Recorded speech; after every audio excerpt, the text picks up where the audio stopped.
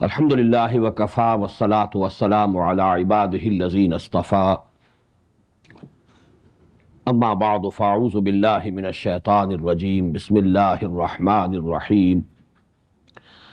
Wal 'asr innal insana lafi khusr illa allazina amanu wa 'amilus salihati wa tawasaw bil haqqi wa tawasaw bis sabr. Sadaqallahul azim. رب اشرح لي صدري ويسر لي أمري واحلل عقدة من لساني يفقهوا قولي. اللهم ربنا ألهمنا رشدنا وأعذنا من شرور أنفسنا.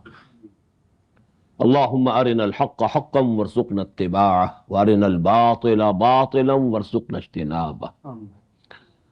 اللهم ربنا نور قلوبنا بالإيمان واشرح صدورنا للإسلام ووفقنا لما تحب وترضى وتقبل منا فإنك خير المتقبلين.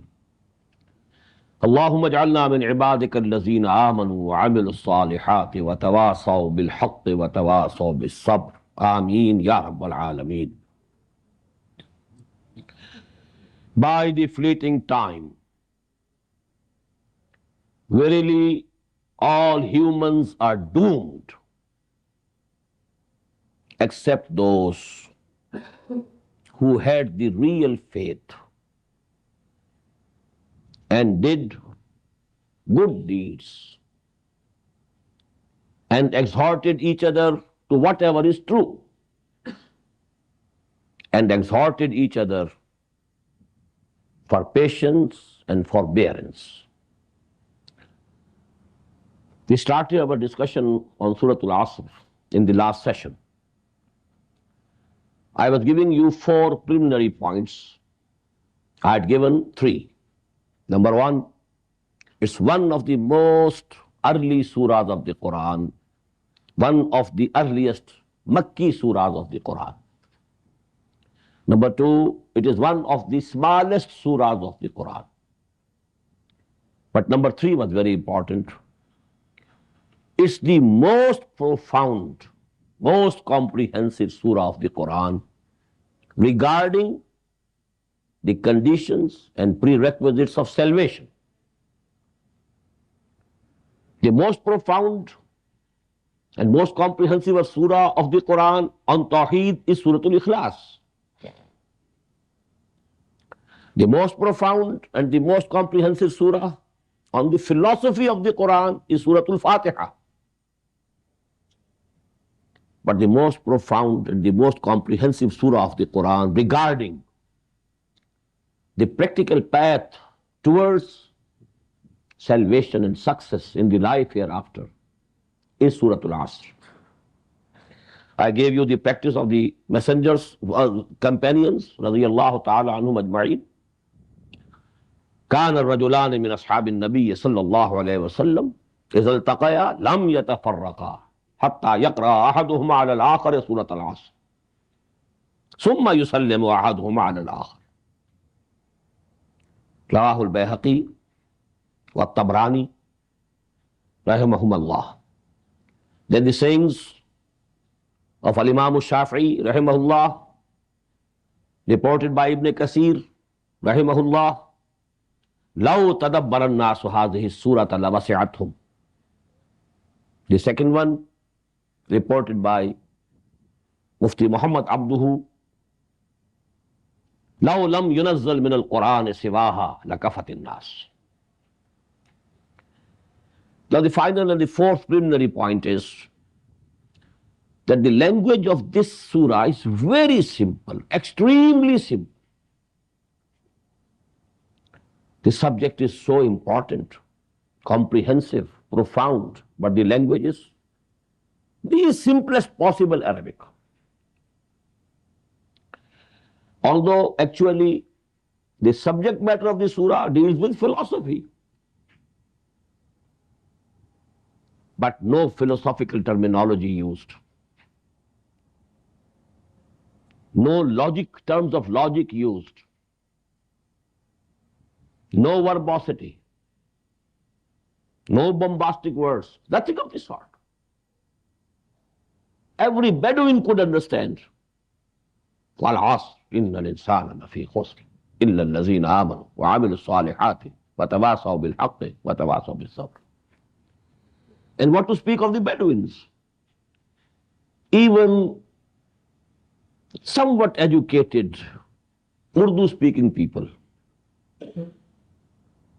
even if they are half educated or quarter educated, they can have no difficulty in understanding this surah at least. All these words are used in Urdu language. Asr, Asr Hazir, Hum Asr Log, contemporary people. Khusr, Khisara, Khusran, all Urdu language. Insan, there is no other word in Urdu for insan. Adami, it is also there. Then only one word you know, tawasaw, amal, saleh, all these words commonly understood. Tawasi is a bit difficult word for those who don't know the Arabic language, especially the grammar. But the root is wasiyah, and this is used in Urdu language. It's only the verb form from wasiyah. Haq and sabr, as if they are the words of Urdu language. And why I am emphasizing this point? Mind you, 1/3 of the total population of the Muslim Ummah resides in the former Indian subcontinent.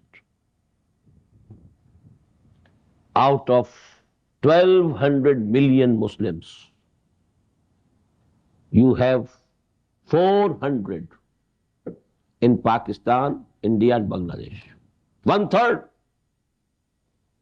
So Urdu language is very important. It is understood throughout the Indian peninsula. Even the southmost tip, there also Urdu language can be understood. It's very important. Anyhow, now I'm coming to the tazakkur from this surah. First of all, let there be an analysis. This surah, as I told you, comprises of 3 ayat. But note here, the sentence is one. Wal-Asr, it's a testimony, it's an oath. But on what thing? Oath is taken on something, some promise or some news. Only oath or swearing doesn't mean anything. So Wal-Asr cannot give any meaning unless it is attached to the second ayah. Wal-Asr innal insana lafi khusr. The second ayah is a complete sentence in itself. Innal insana lafi khusr. It gives you a general rule. And the third ayah is giving an exception to that general rule. Illa alladhina amanu wa amilu salihati wa tawasaw bil haqqi wa tawasaw bis sabr. Exception has no meaning without the general rule being mentioned first. So it cannot give any meaning unless it is attached to the second ayah. So it can be said that this is one sentence. Wal-Asr innal insana lafi khusrin illa alladhina amanu wa amilu salihati wa tawasaw bil haqqi wa tawasaw bis sabr. It's one sentence. Or what can be said at the maximum is that there are 2 sentences. Wal-Asr innal insana lafi khusr. The statement is complete. The kalam is mufeed.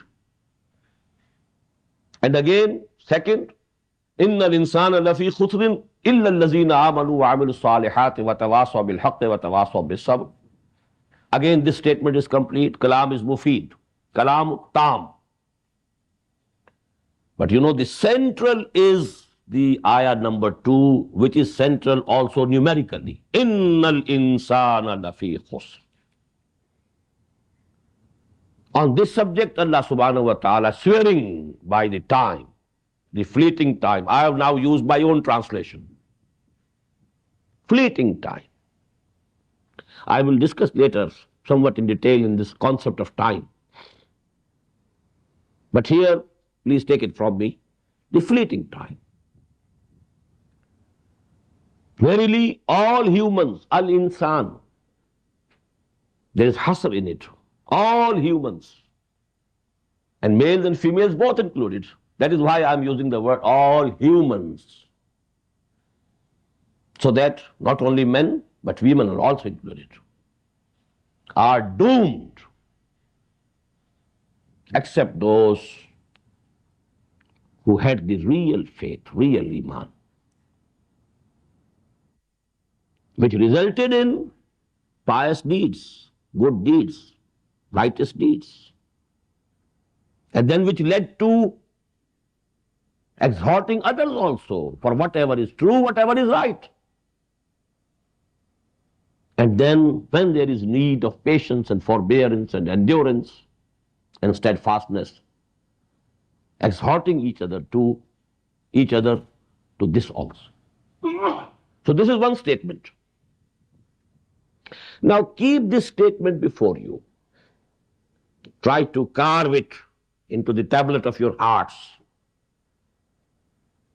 And now try to find out the real lesson in it. Number one, absolutely apparent, just like the oil on the surface of the sea. This surah is giving us a criteria of success. What are the conditions of success? What's the concept of success? Everybody can understand. Every human being wants success. Nobody likes failure. But the concepts are different. 99.9 recurrent percent people think that success depends upon wealth, accumulation of wealth and belongings and property. It corresponds to status in life, status in the society. It depends upon fame and honor and reputation. Or it is based on ostentation or worldly authority and power. These are the criteria of success. He has gathered a lot of money. He is a very successful person. He has attained that position of presidentship of his country. He is a very successful person. He has built so many mills, starting from a small factory. Well, he is a very successful person. He has so much property. Well, definitely, he has the assets, investments. Oh, he is a very successful person. He is very famous. He is known everywhere in the world. His name is very high. So he is a successful person. This is the basis. And according to this basis, our attitude is decided. Gather money by hook or crook. Attain high position, either by deceiving the people, slogan mongering, telling lies, but you must reach the pinnacle of authority. Actually, it's the organic relationship between these two. The concept we have of success and our attitude in life, they must correspond to each other. What to speak of adult people, even children, schoolboys, schoolgirls, they have some concept. And they are striving for it. Well, the doctors are very respected in this society. They are the moneyed people, no doubt. So I should be a doctor. And so on. So this is the basic question tackled here. This surah tells us success doesn't depend on money. Success doesn't depend on property, on name or fame or reputation or worldly honor. None of these things has to do anything with success. If only you have the belief that this is the word of Allah. It's a big if, no doubt.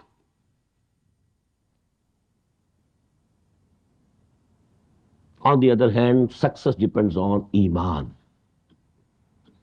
It depends upon Amal Salih. It depends upon Tawasi bil Haqq. It depends upon Tawasi bil Sabr. Only if we can have the real faith. Now the world of difference, you can very well imagine, that will come as a result of the change of the concept of this success. To give you a manifestation of that change, even if you are Fir'aun of Misr or Namrud of Iraq, you are not successful. Even if you have the wealth of Qarun of Bani Israel, they are not successful. They were doomed. They met utter failure. But even if you were starving, if you had no shelter, no roof over your head, but you had Iman and Amal Saleh and Tawasi bil Haqq and Tawasi bil Sabr, you are successful. What a world of difference. There's the hadith of the Prophet ﷺ says, there are people whom people won't welcome in their groups and society, whom nobody will like to give the hand of his daughter in marriage. If he wants to make some recommendation for somebody, nobody will listen to them. So humble, so poor, so low in the worldly status. But mind you, if they sometimes swear by Allah subhanahu wa ta'ala on something, even by mistake, Allah will fulfill their oath. That is the condition and that is the status of those persons in the eyes of Allah. Don't try to see them with your eyes. Try to see them with the eyes of Allah. What was the worldly status of Bilal, of Abu Huraira, of Abu Zar, radiyallahu ta'ala anhu? About Abu Zar, the Prophet said, Man kana yasurruhu wa yanzura ila zuhd Isa, falyanzur ila sahibi Abi Zar. Aw kama qala sallallahu alayhi wa sallam. Whosoever likes to see with his own eyes the piety of Jesus, let him see my friend Abu Zar. That's the position in the eyes of the Prophet, in the eyes of Allah. But did he have any wealth, any home or hearth, any property? Nothing. So this is actually the foremost thing about which we should brood and ponder. This surah is giving us a concept and a criterion of success. Wal-'asr, innal insana lafi khusr, illa alladhina amanu wa 'amilu s-salihati wa tawasaw bil haqqi wa tawasaw bis sabr. Those who don't have these four things, they are doomed. They might be kings or presidents or billionaires, leaders. They might have any name, any fame, any prosperity, any amount of property, any amount of assets, any status in the world. If they are deprived of these four things, they are doomed. But please let me make a mention here. To acknowledge this fact is easy. To accept is practically, it's not so easy. Very hard, very difficult. Why? Because we live in this world of matter. We have been made to live in this world of matter. We have manifestations of wealth around us, of prosperity, luxury, big mansions, big palaces, very long and new cars, all manifestations of prosperity and status symbols. Man is influenced. You find, an impression. You are influenced. There's a very beautiful couplet in Persian. दरमियाने कारे दरिया तख्ता बंदम कर दई बाज़मी गोई के दामन तरमकुन होशियार बाश. Oh Allah, you have left me here on a piece of wood in a sea. I'm floating in a sea. And you want from me that I shouldn't allow my clothing to be drenched. How is it possible?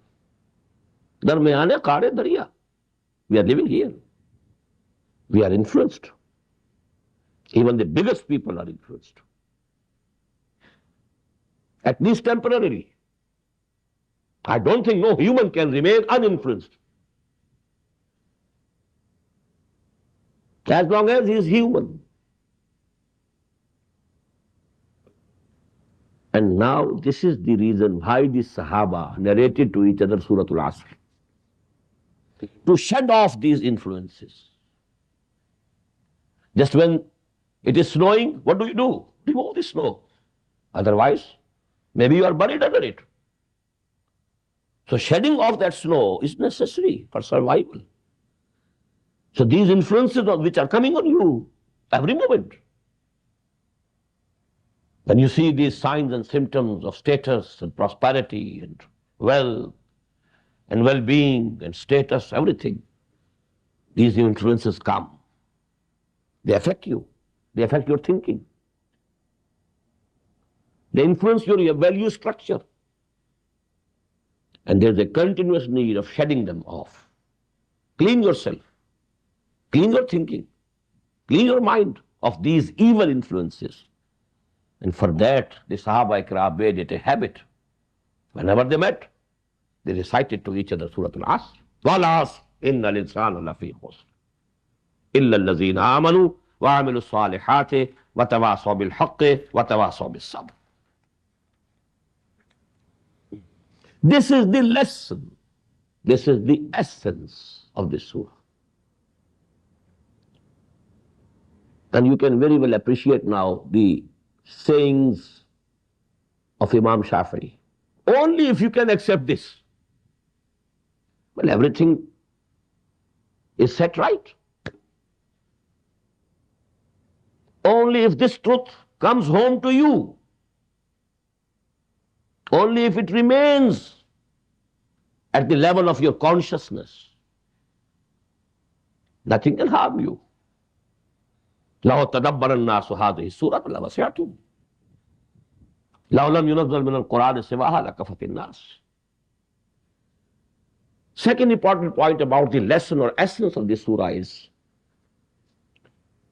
that here the minimum prerequisites of success and salvation are being discussed. Not the conditions of high level. It's not said that those who fulfill these four conditions will occupy very high position in the paradise. Logically, what would it have meant? For less, you can have a lesser position. Okay. I'm contented with a lesser position in heaven, in paradise. So there's no need of fulfilling all this standard and all this criteria. But what's the construction? Verily, by the token of time, by the fleeting time, all humans are doomed. Except those who fulfill these four conditions. So it's the minimum level. It's not the A level or B level. It's just the pass marks, not the first division, not the second division. Actually, the lecture which I referred to, which has been printed in English also, I delivered it to the students of the Hutchison College at Lahore. So I use these wordings because the students can understand first division, second division. Here Allah subhanahu wa ta'ala is not discussing the first or the second division, it's the pass marks. Otherwise you fail, you are doomed. So this is the lowest because it's our weakness. In this worldly affairs, we want to go higher and higher up. And for the affairs of the hereafter, we are a very contented type of people. We can do with the minimum. Hence you have to be warned that this is the minimum. Nothing doing. Beyond that, below that. No concept of success. Realization of this fact, that this is the minimum, will result in that every Muslim will try to put in maximum effort, at least to pass, at least to be saved from the fire of hell. So then he must exert. And then the effort and the exertion that one will put in will be proportionate. If it is high, well, we can, just as I said, we could be contented with some low position. The third and the most important point is that when Allah subhanahu wa ta'ala has laid down 4 preconditions for success, all the 4 are inevitable, necessary. You can't leave any one of them on your own. First of all, we must know that in Quran there is not a single word only for rhyme or exaggeration. This is all al-haq. Each and every word is al-haq. In our poetry, in our worldly speeches, we do exaggerate. Especially in poetry, for the sake of rhyme or rhythm, we add words. There are additional words. But in Quran, there's no poetry. Each and every word has to be taken seriously. Due attention has to be paid to it. And when Allah says, وَالْعَصْرِ إِنَّ الْإِنسَانَ لَفِي خُسْرٍ إِلَّا الَّذِينَ آمَنُوا وَعَمِلُوا الصَّالِحَاتِ وَتَوَاصَوْا بِالْحَقِّ وَتَوَاصَوْا بِالصَّبْرِ. Is it poetry? Is it exaggeration? Inevitable. All the 4 are inevitable. There can be levels. Some level of Iman. There can be higher level of Iman. There can be higher level of Iman. Still higher level of Iman. But corresponding to the level of Iman, there should be Amal Saleh. At a higher level of Iman, the Amal Saleh will also be raised. At still higher level of Iman, the level of Amal Saleh will still more be raised. But the third thing, Tawasi bil Haq, it should be there. Otherwise, you will be called dumb shaitan, as-shaitanul akhras. You know a truth, and you are not ready to proclaim it. You are the dumb devil. You have to say it out. وَمَنْ أَظْلَمَ مِمَّنْ كَتَمَ شَهَادَةً عِنْدَهُ مِنَ اللَّهِ. Who is more unjust than the person who has hidden a shahada, a testimony with him from Allah subhanahu wa ta'ala. If you hide the testimony, you are the biggest azlam. وَمَنْ أَظْلَمَ مِمَّنْ كَتَمَ شَهَادَةً عِنْدَهُ مِنَ اللَّهِ. Then there must be forbearance. The level of forbearance and endurance and patience will also increase. But all the 4 things are basically essential, inevitable. None of these can be eliminated. And I have used, a simile. It's very easy and very simple. You go to a physician for some ailment of yours, and the physician writes a prescription having 4 medicines. You say, oh, I'll take only one. What will happen? Now the responsibility of the prescription lies on you, not on the physician. Maybe some medicine had some side effects, injurious effects, and he had added a corrective for that to eliminate the evil effects, the bad effects. And you have omitted that part of the prescription. Will you be doomed or not? The prescription is to be taken in toto. Take it or leave it. Either you think you are the physician, and you are free to prescribe. But if you have gone to a physician, the whole prescription that he suggests is to be taken in toto. So Allah subhanahu wa ta'ala has given 4 things. Al-Asr innal insana lafi khusrin illa allazina amanu wa amilus salihati wa tawasaw bil haqqi wa tawasaw bis sabr. Who has the authority to delete any one of them? What we think is that Iman is sufficient for salvation. What does it mean? The rest of this surah is poetry, simple, exaggeration, nothing else.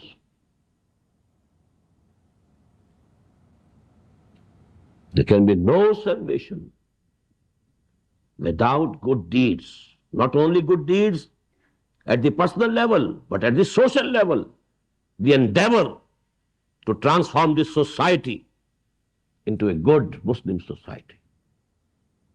By tawasi bil haqqi wa tawasi bis sabr. If you are not doing it, your prayers and your fastings goes in vain. No weight in the balance of Allah subhanahu wa ta'ala. It has to be a proportionate. It has to be an organic whole. You know what's the difference between the organic and the inorganic? When there is 1 pound or 1 kilogram of gold, you can divide it into tolas and milligrams, etc., ounces. But a cat weighing 1 kilogram cannot be broken into pieces. It won't be a cat now. It's an organic whole, a living entity. So actually, this has to be taken as an organic whole. All these 4 conditions are essential prerequisites of salvation.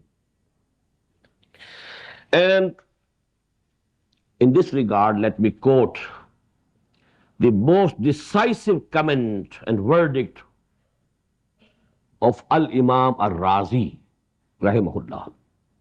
Most beautiful sentence. اعلم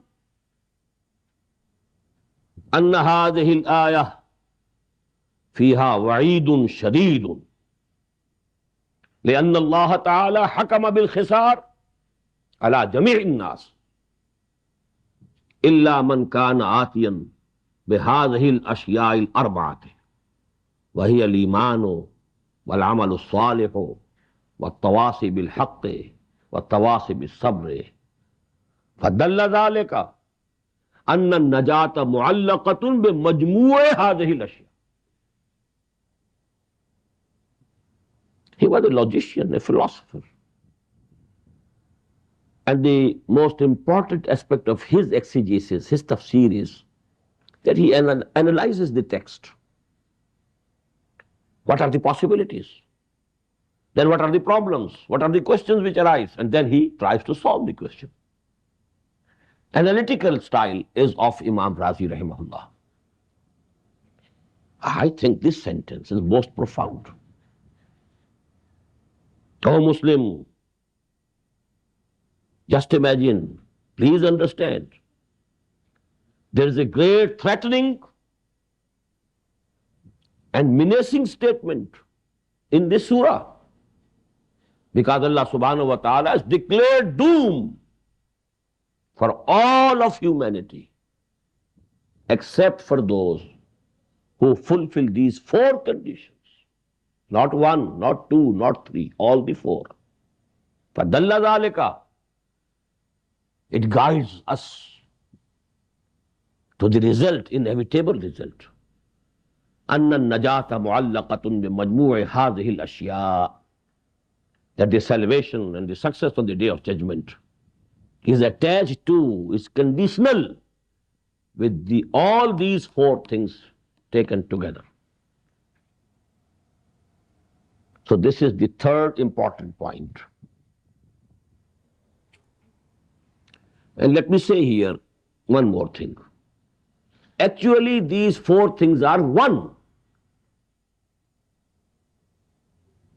Because the inevitable consequence and result of real faith is amal salih. It's impossible that you have real faith, the burning faith, the living faith, the personal conviction, and you don't act according to it. It's impossible. The difference is between the verbal attestation of the faith and the real conviction. Here lies the world of difference, the total difference. We are Muslims only on the basis of a verbal attestation. We profess, we claim, we testify. Nashhadu an la ilaha illallah wa nashhadu anna Muhammadan Rasulullah. It's a testimony. It's a verbal attestation, nothing else. And so long as it doesn't go down into the depths of our hearts, there can be a contradiction in whatever we say and whatever we do. And that is the condition of the most of the Muslims today. Ya ayyuhalladhina amanu lima taquluna ma la taf'alun. And why it is so? وَلَمَّا يَدْخُلِ الْإِيمَانُ فِي قُلُوبِكُمْ. The Iman has not entered your hearts as yet. It's only on the tips of your tongues or on your lips. قَالَتِ الْأَعْرَابُ آمَنَّا قُلْ لَمْ تُؤْمِنُوا وَلَكِنْ قُولُوا أَسْلَمْنَا وَلَمَّا يَدْخُلِ الْإِيمَانُ فِي قُلُوبِكُمْ. Ayah number 14 of Surah Al-Hujurat. But such people are also Muslims because they have testified. Ashhadu an la ilaha illallah wa ashhadu anna Muhammadan Rasulullah. Whosoever utters these words, whether he was Hindu or Parsi or Sikh or Christian, he becomes a Muslim immediately. But Islam is something else, Iman is something else.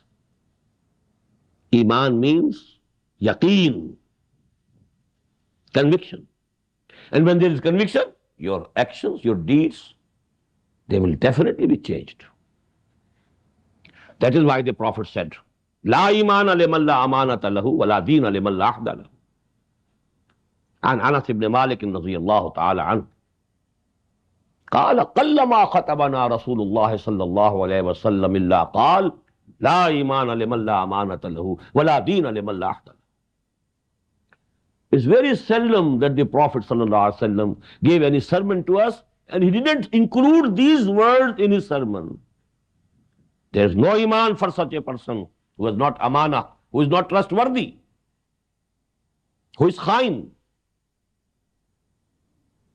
And there is no deen of a person who doesn't fulfill his words, his promises. No deen, no Iman. Simple. Actions and Iman, they are joined together, inevitably.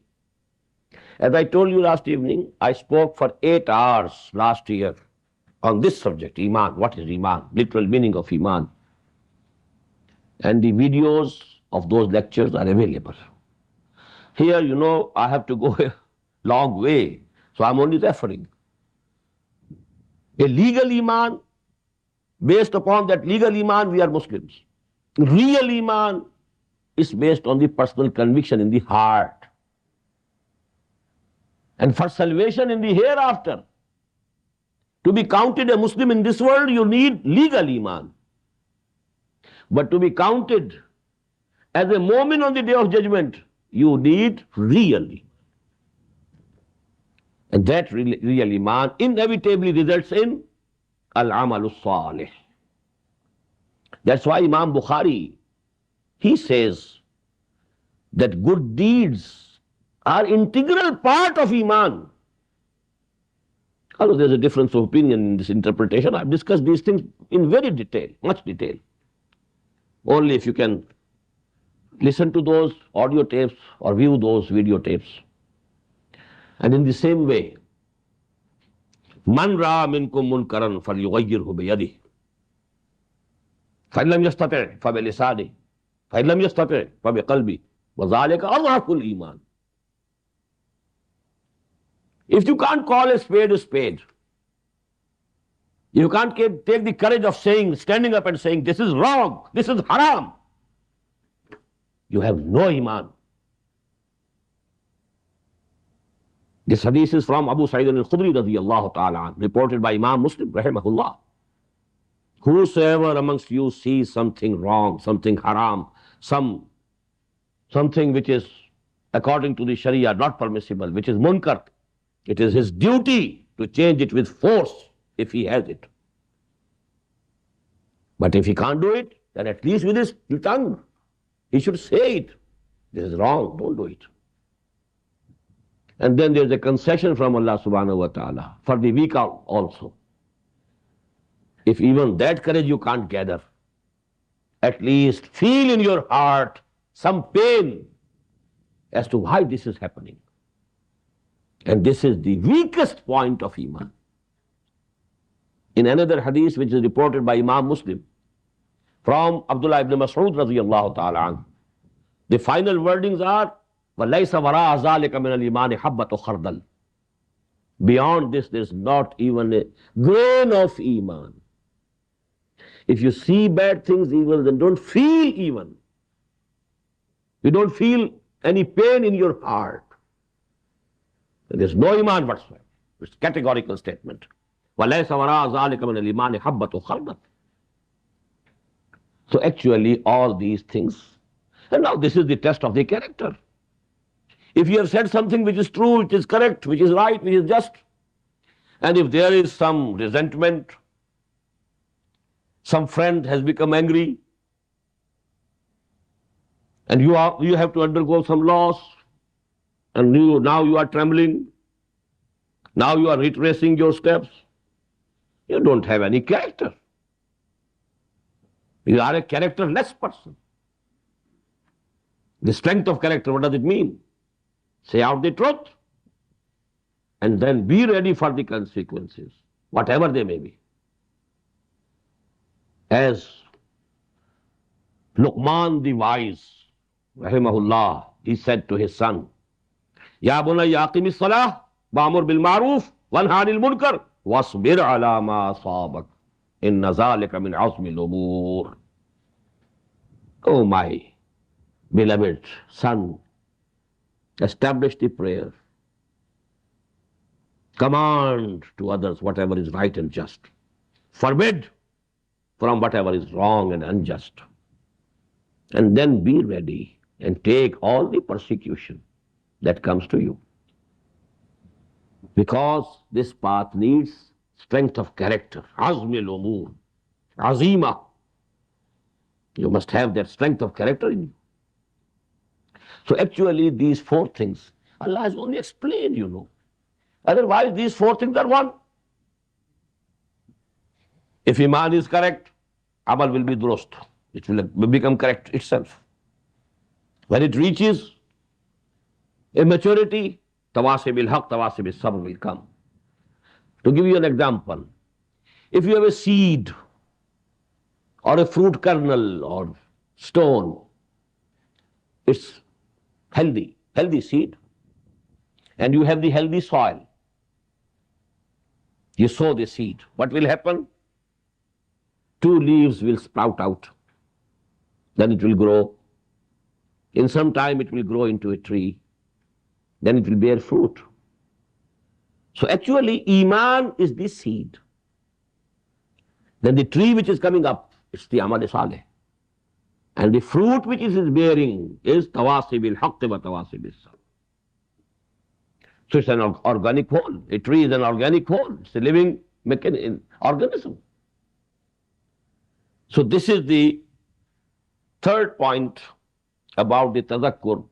Or if we include that analysis also, that is the fourth, and now the final point is Just pay attention to the eloquence and emphasis. Wal-Asr. Allah is swearing on this statement. Although without his swearing and without his taking the oath, whatever he said, to a moment it must be acceptable. But to lay emphasis on it, Wal-Asr, then every Arabic knowing person knows inna. It's for emphasis. Ta'keed. Inna al-insana lafi khusr. Al-insan hasm. All humans included. La, lafi, la again for ta'keed. Then the jumla ismiya has a ta'keed in itself. All the modes of emphasis available in Arabic language have been grouped together in this ayah. None has been left over. Wal-Asr, innal insana lafi khusr. Such emphasis, so emphatic a statement. And we think that we believe in it. So eloquence and emphasis of the highest order. وَالْعَصْرِ إِنَّ الْإِنسَانَ لَفِي خُسْرٍ إِلَّا الَّذِينَ آمَنُوا وَعَمِلُوا الصَّالِحَاتِ وَتَوَاصَوْا بِالْحَقِّ وَتَوَاصَوْا بِالصَّبْرِ. Now, I am taking one exception to the decision that I took, that I won't go into any details regarding the tadabbur on this surah. The exception I want to make is Wal-Asr, because other things will be discussed in different lessons, different parts, which are included in this selected course of study. But this word will not reappear. What does it mean? It's very important that today you have a concept that time and space are joined together into one whole. Time is not separate from the space. We have a concept of a three-dimensional space: height, breadth, length, or depth, breadth, length. But after, the revolution which occurred in the world of mathematics and physics, from the days of Einstein, the concepts have changed. Time is the fourth dimension of space. Although unimaginable, we can't imagine it. But the mathematical equations prove it. You have to have iman bil ghaib. Something might be unimaginable, still it can be true. Now, Arabic language seems to be very profound in this respect. If we consider the different words that have been used, waqt. This word, although it appears in Quran, but not with such emphasis or splendor or grandeur. The two words which appear are Al-Asr, Ad-Dahr. And with both start two surahs, Surah Al-Asr, Wal-Asr innal insana lafi khusr. Surah Al-Dahr, Hal ata ala al-insani hinun min ad-dahri lam yakun shay'an mazkura. Inna khalaqna al-insana min nutfatin amshajin nabtalihi faj'alnahu sami'an basira. And in both of these terms, the concept that comes before us is the time and space complex. But in the word of Asr, it's the time element which is more emphasized. In the case of Dahr, it is the space element which is more emphasized. But both are similar to each other regarding the point that the complex time and space complex is present in both these words. Now, Asr actually time, and you must be knowing, if you have studied philosophy, this concept of time is very difficult question of philosophy. What is time? Unsettled up till now. We don't know what is time. But they divide time usually into categories. The serial time, which is passing. In this serial time, there was past, there is present, there will be future. It's the passing time. the fleeting time. And the other is the pure duration, or the absolute time, in which there is no past or future or present. Pure duration, absolute time. Serial time versus absolute time. Now, Asr denotes to serial time which passes. That is why I selected from those translations which are read out to you, fleeting word, the word fleeting, by the fleeting time. This time is fleeing and fleeting. Because I read in my high school days a poem, The Psalm of Life. Time is fleeting. Art is long and time is fleeting. And our hearts, though stout and brave, still like muffled drums are beating funeral marches to the grave. The beating of the heart is like the beating of the drum, which is accompanying the dead body of some general army officer. Step by step, that dead body is nearing its grave. And with each step, there is the beat of the drum. In the same way, this beating of your heart, each beating is taking you nearer and nearer to the grave. This is the reality of your life. Art is long and time is fleeting. And our hearts, though stout and brave, still like muffled drums are beating funeral marches to the grave. Now what's the result? Then what should we do? Let us then be up and doing, with a heart for any fate, still achieving, still pursuing. Learn to labor and to wait. You know, all wisdom is common to all humanity. The same wisdom of Surah Al-Asr, glimpses of those wisdoms you can see in this poem. Tell me not in mournful numbers, life is but an empty dream. For the soul is dead that slumbers, and things are not what they seem. Life is real, life is earnest, and the grave is not its goal. Dust thou art, to dust returnest, was not spoken of the soul. Body is from the dust, it will return to the dust, but your soul and spirits, they are not from the dust, not from the clay. They have come from somewhere else. يَسْأَلُونَكَ عَنِ الرُّوحِ قُلِ الرُّوحُ مِنْ أَمْرِ رَبِّي. Whatever came from the grave, from the dust or the clay, will return to the grave. But whatever came from high, from the Lord, it will return to the Lord. Inna lillahi wa inna ilayhi raji'un.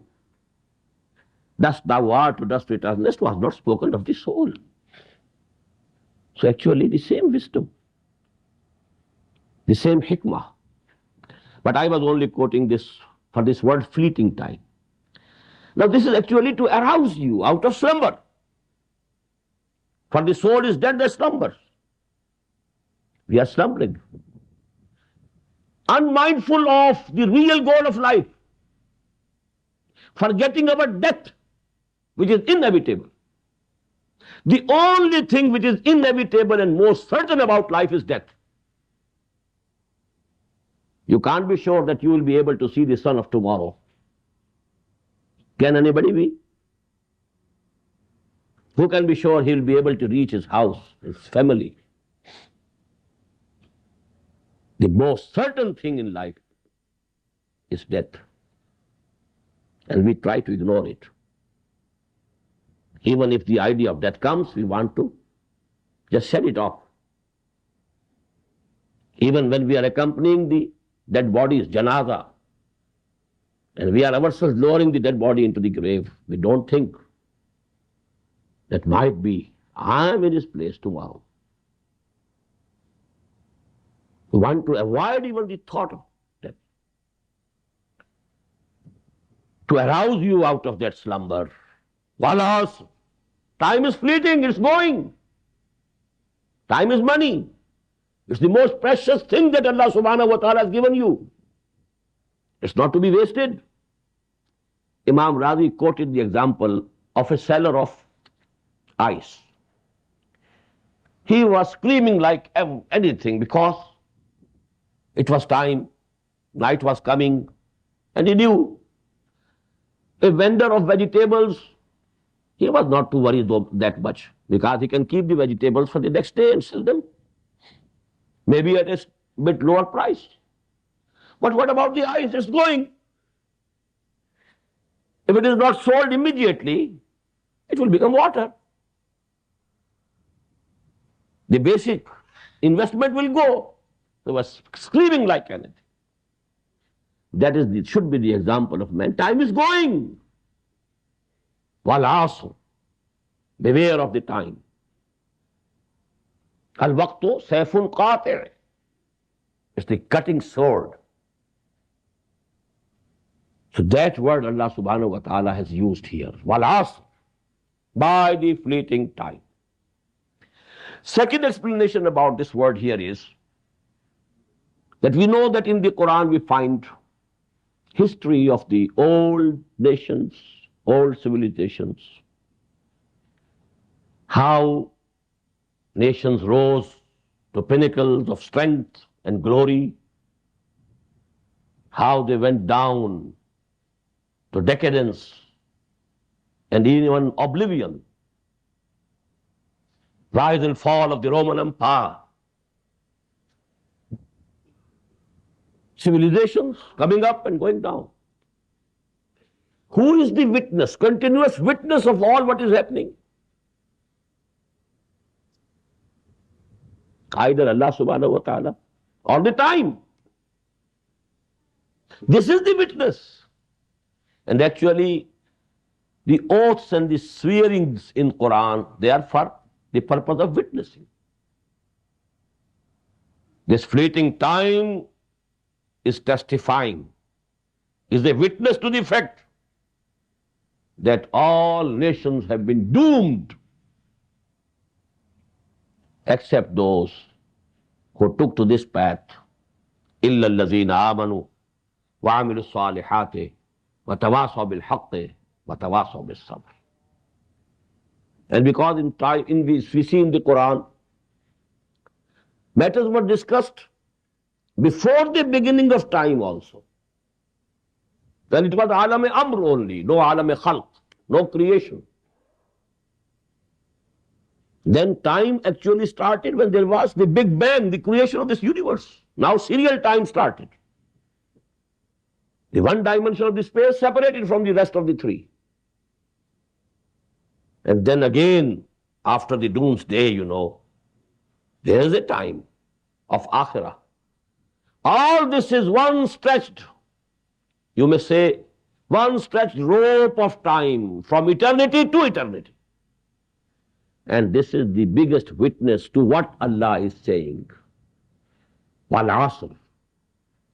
This fleeting time is testifying. Innal insana lafi khusr, that all humans are doomed. Illa allazina amanu wa amilu salihati wa tawasaw bil haqqi wa tawasaw bis sabr. Except those who attained, who got the real faith.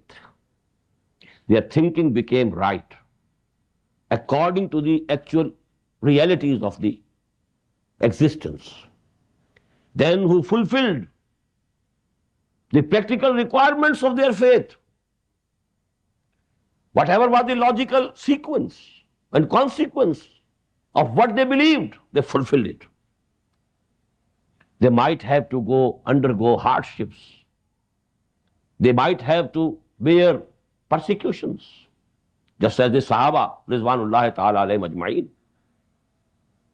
But they fulfilled the practical, logical sequences or consequences of their faith. Then they tried to spread the message of Allah, to convey to the others, to share this precious thing with others. Then they made jihad for the cause of Allah. Now, as you must have read a hadith, that Hazrat Aisha al-Mu'mineen radiyallahu ta'ala anha, she was once asked a question by a tabi'i, some of the tabi'is. They went to her and they asked her, tell us something about the seerah of the Prophet sallallahu alaihi wasallam. They were very surprised to get an answer from Ummul Mu'mineen, Hazrat Aisha radiyallahu ta'ala anha. Don't you people read Quran? They were surprised. We had requested that some seerah, some life of the Prophet ﷺ must be narrated to us. You have been the companion, you have been the wife, you are the nearest and the closest to him. Tell us something about his seerah. And you are questioning, don't you people read Quran?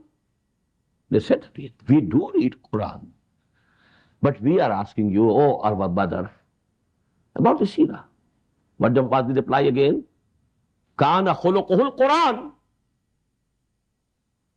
His seerah, his character, even his life, his biography is in Quran. Isn't Surah Al-Anfal a chapter of the seerah of Muhammad sallallahu alaihi wasallam? It is narrating the events of Ghazwa Badr. What a big chunk of Surah Al Imran, narrating the events of the Battle of Uhud. Isn't it a part and parcel of the seerah of Muhammad sallallahu alaihi wasallam? Then as regards the character, the Quran, khulq, kana khuluquhul Quran, as if Quran is to be read. It is something to be read.